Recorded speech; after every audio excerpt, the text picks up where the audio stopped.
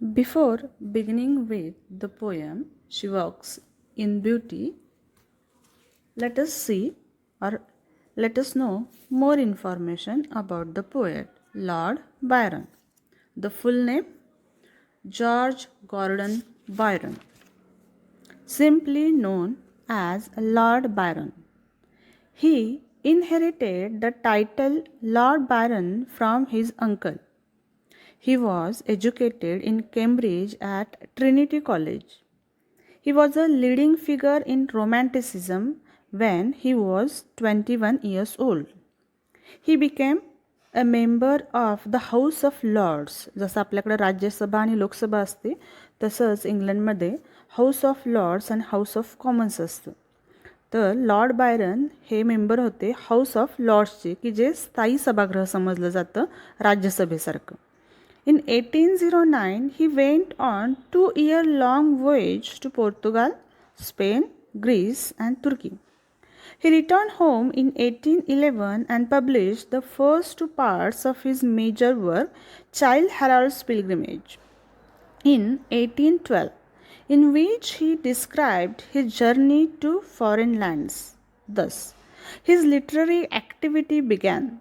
Byron was as famous for his epic romantic poems as he was famous for his good looks, humor, and controversial life. Byron often chose exotic locals and extreme states of being as the subjects of his poetry. Byron's poetry always protected on behalf of freedom, independence, self awareness, romantic passion, etc. He died at the age of 36 of dangerous fever in 1824. His heart was buried in Greece because the Greeks considered him as their national hero. His body was brought to England. So let's start the poem She Walks in Beauty. The theme of the poem is the woman's exceptional beauty, internal as well as external. There are 3 stanzas. The first stanza praises her physical beauty. The second and the third stanzas praise both her physical and spiritual or intellectual beauty. So, let's start the first stanza. She walks in beauty like the night of cloudless climes and starry skies, and all that's best of dark and bright meet in her aspect and her eyes. Thus, mellowed to that tender light which heaven to gaudy day denies. Throughout the poem, the poet praises the beauty of unnamed woman. The woman is totally unknown for Lord Byron or the poet. Let us see the first line. She walks in beauty like the night. Here the poet made the comparison between the women and the night. The speaker doesn't say that the woman walks beautifully, but that she walks in beauty. Here he compares the women with the night which is clear, cloudless, and with starry skies. You see starry skies at night, but the brightness of the stars relieves the darkness of the night. Everything that is great about both dark and bright come together in this woman, and all that's best of a dark and bright. Essentially, she's got the best of both, the best of darkness and the best of brightness. Her aspect can mean both her facial expression, meet in her aspect and her eyes. Her aspect can mean both her facial expression and her overall appearance. So, her whole appearance and especially her eyes create some kind of harmony between dark and bright. The poet setting up an opposition between bright and dark. But it's important to realize that neither is considered better or worse than the other. So he never praises only the darkness or he never praises only the brightness. So he made harmony between darkness and brightness. Both have aspects that are best.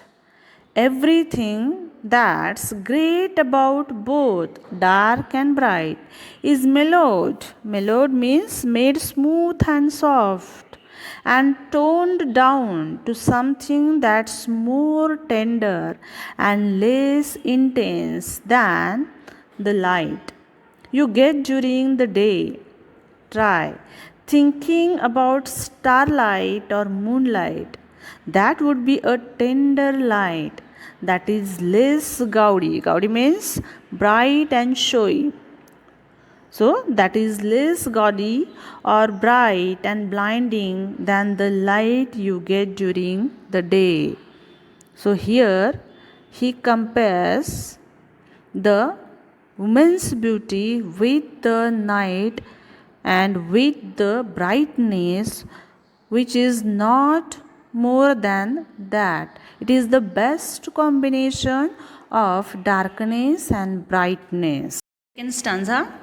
One shade the more, one ray the less, had half impaired the nameless grace, which waves in every raven trees, or softly lightens over her face, where thoughts serenely sweet express how pure, how dear their dwelling place. The balance between shade and light in the lady's beauty is so perfect that if you added one more shade or took away a single ray of light, you would mess everything up. In the first line, he said that if you added one more shade or if you took away a single ray, it means you would mess everything up of her beauty. Had half impaired the nameless grace, fiddling with that balance at all, would half impair or partially damage the woman's beauty. Her beauty and grace are so hard to define that they are nameless. The poet can't quite put his finger on what makes her so graceful, but he will give it a try, means attempting to put sentiments into words. He wants to praise everything of that woman, of that lady into words. So he wanted to put his sentiments, his emotions through the words. This nameless grace is visible in every lock of her black hair, which waves in every raven trees. Here the word raven means a large bird of a crow family with shiny black feathers. So the color of this bird is compared with the color of that woman's hair, black hair. Her hair was so black like the raven, the bird raven, and it lightens her face. The expression on the woman's face shows how serenely sweet, serene means calm or clear. So, her thoughts are calm and clear. The sweetness of this lady's expression suggests that her mind is pure and innocent. Where thoughts serenely sweet express how pure, how dear their dwelling place. The dwelling place of her thoughts is her mind. So, the sweetness of this lady's expression suggests that her mind is pure and innocent, and the poet called her mind as a dwelling place of her thoughts. Stanza. And on that cheek and over that brow, so soft, so calm, yet eloquent, the smiles that win, the tints that glow. But tale of days in goodness spent, a mind at peace with all below, a heart whose love is innocent. And on that cheek and over that brow, on her cheek and over her brow or on her forehead, we can see her clear, calm smile. The woman's smile and her healthy blushes. Blushes means here a redness of a face due to embarrassment or shame. So, the woman smiles and her healthy blushes that glow on her cheek and brow are clear and calm. So soft, so calm, yet eloquent. Eloquent means so expressive. In other words, she is quiet and elegant.